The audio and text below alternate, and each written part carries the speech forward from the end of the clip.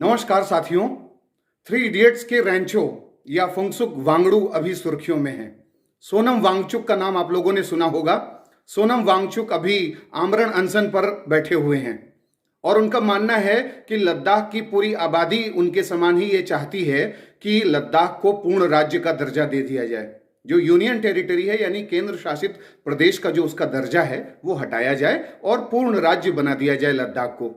इसके साथ साथ वो ये भी मांग कर रहे हैं कि जो सरकार ने छठवीं अनुसूची वहां पर लागू करने की बात की थी कि छठवीं अनुसूची के तहत ट्रीट किया जाएगा लद्दाख को और लद्दाख को अधिकार दिए जाएंगे, वो भी चीज पूरी नहीं की गई है। इसके लिए भी वो आमरण अनशन कर रहे हैं और अपनी जो बातें हैं वो बढ़ा रहे हैं। अब सवाल ये उठता है कि क्या पूर्ण राज्य बनना चाहिए लद्दाख को, और ये बहुत सेंसिटिव मसला है। इस पे हमें थोड़ा तटस्थ होकर के सोचना विचार करना चाहिए, एक राजनीति के विद्यार्थी के रूप में भी और उसके साथ साथ एक मानवीय दृष्टिकोण से भी चीजों को देखना चाहिए। सबसे पहले हम ये देखते हैं कि जब भी कोई पूर्ण राज्य बनता है तो उसके लिए एक संवैधानिक प्रक्रिया होती है और जब वो पूर्ण राज्य का दर्जा किसी को मिलता है तो वहां पर एक जो है चीफ मिनिस्टर होगा, वहां पर विधानसभा होगी, विधान परिषद होगी, अन्य प्रकार की एडमिनिस्ट्रेटिव व्यवस्थाएं की जाएंगी, अरेंजमेंट किए जाते हैं, इकोनॉमिक अरेंजमेंट्स होंगे, तो कई प्रकार की चीजें होती हैं। और जब पूर्ण राज्य का दर्जा मिल जाता है किसी राज्य को तो वो एक दलगत राजनीति यानी जो पार्टी पॉलिटिक्स है उसके हिसाब से सिस्टम चलने लगता है। इसका ये मतलब नहीं है कि इन आधारों पर लद्दाख को पूर्ण राज्य का दर्जा नहीं दिया जा सकता, ऐसा मैं नहीं कह रहा हूं। लेकिन महत्वपूर्ण बात यहां पर यह है कि लद्दाख चाहता क्या है और उसकी एस्पिरेशंस क्या हैं। सबसे महत्वपूर्ण यहां पर प्रसंग ये है कि लद्दाख जो है जिस तरीके से धारा 370 हटी और धारा 370 के हटने के बाद से रीऑर्गेनाइजेशन किया गया और यूनियन टेरिटरी बनाया गया, तो यह कोशिश की गई कि लद्दाख का समावेशी विकास किया जाए, इंक्लूसिव डेवलपमेंट किया जाए और वहां पर हेल्थ सेक्टर में, एजुकेशन में और अन्य जितनी भी बेसिक इंफ्रास्ट्रक्चर की चीजें हैं उसको मजबूती दी जाए। और ये काम सरकार अगर बेहतर तरीके से कर दे तो फिर यूनियन टेरिटरी के रूप में वहां पर लोगों की कोई जो डिससेटिस्फैक्शंस हैं वो सब चीजें नहीं रहेंगी।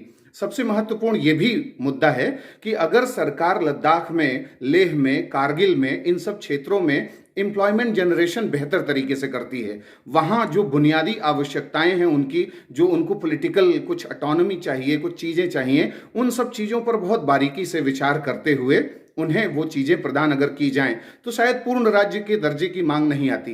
क्योंकि पूर्ण राज्य का दर्जा अगर आप किसी भी ऐसे प्लेस को देंगे जो सेंसिटिव प्लेस है, एक छोटी सी आबादी वाला एक सेंसिटिव प्लेस लद्दाख, आप सब जानते हैं कि लद्दाख पर कौन क्लेम कर रहा है? चीन कहता है कि पैगोंग लेक हमारा है। चीन गलवान पर अटैक करने की कोशिश करता है। उसी जगह पर दौलत बेग ओल्दी में finger areas, finger 1, finger 2, finger 8 तक के जो एरियाज हैं उन सबको कंट्रोल करने की कोशिश करता है। वहां पर किस तरीके से स्ट्रेटेजिक एंगेजमेंट अपनी आर्मी का करता है वो आप समझ सकते हैं। और इसके साथ साथ ही उस एरिया में जो गिलगिट बाल्टिस्तान है और जो पीओके का प्रभाव है उसका भी लद्दाख की सुरक्षा पर कितना प्रभाव रहा है। क्या एक ऐसा राजनीतिक तंत्र, एक चीफ मिनिस्टर बने, पूर्ण राज्य का दर्जा मिले और एक ऐसा राज्य और उसका राजनीतिक तंत्र राष्ट्रीय सुरक्षा प्रदान कर पाएगा? जम्मू कश्मीर और लद्दाख का जो प्रश्न है वो अन्य राज्यों से थोड़ा पृथक है। ये डिफेंस का मुद्दा है, भारत की डिफेंस का मुद्दा है कि कैसे हम एलएसी में और एलओसी में अपने जो अधिकार हैं, अपनी जो सुरक्षाएं हैं उसको चाक चौबंद कर सकें।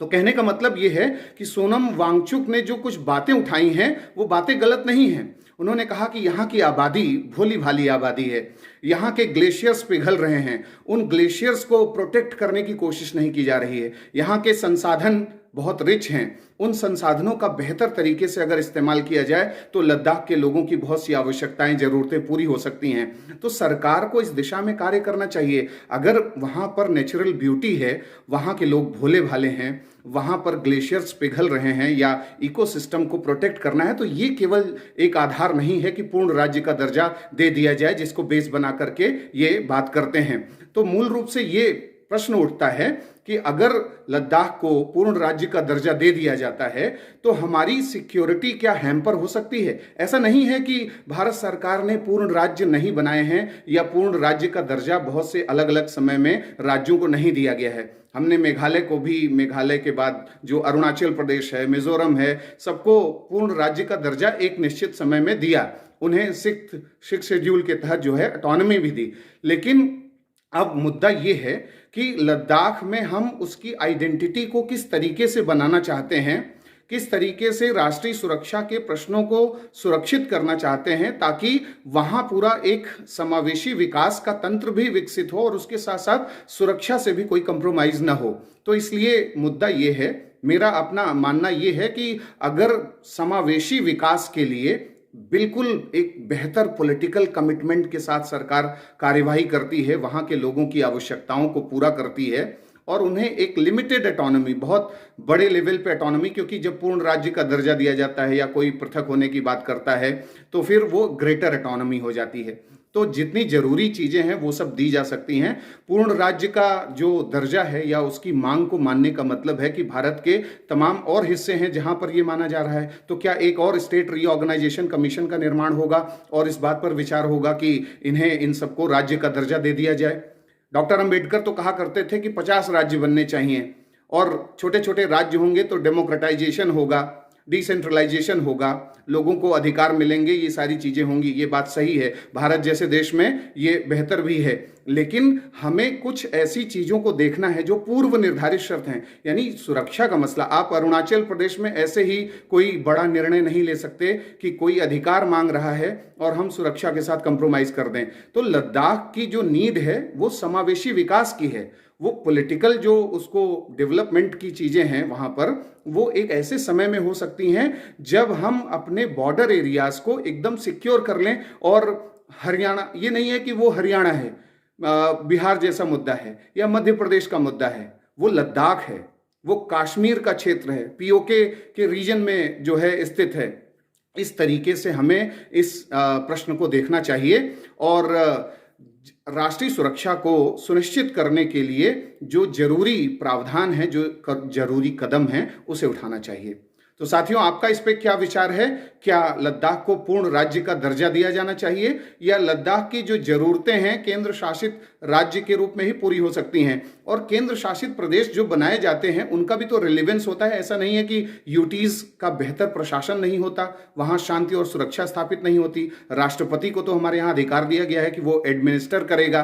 तो कहने का मतलब यह है कि अगर president, prime minister Narendra Modi और अन्य जो हमारा पूरा कैबिनेट तंत्र है वो वेस्टमिंस्टर मॉडल के तहत अपनी रिस्पॉन्सिबिलिटीज को बेहतर तरीके से लद्दाख में इंप्लीमेंट करे, और कर भी रहा है। ऐसा नहीं है कि चीजें नहीं हो रही। जम्मू कश्मीर में खुद पूरे कश्मीर में डेमोक्रेटाइजेशन हो रहा है, ये सोनम वांगचुक ने कहा है। लेकिन वो कह रहे हैं कि लद्दाख के साथ नहीं हो रहा है, लद्दाख को भी डेमोक्रेटाइज किया जाए, और उसको वो इस रूप में मान रहे हैं कि जब तक राज्य का दर्जा नहीं मिलेगा पूर्ण राज्य का, तब तक वो डेमोक्रेटाइज नहीं होगा। तो किसी भी राज्य को पूर्ण राज्य का दर्जा देने से कोई परहेज नहीं है।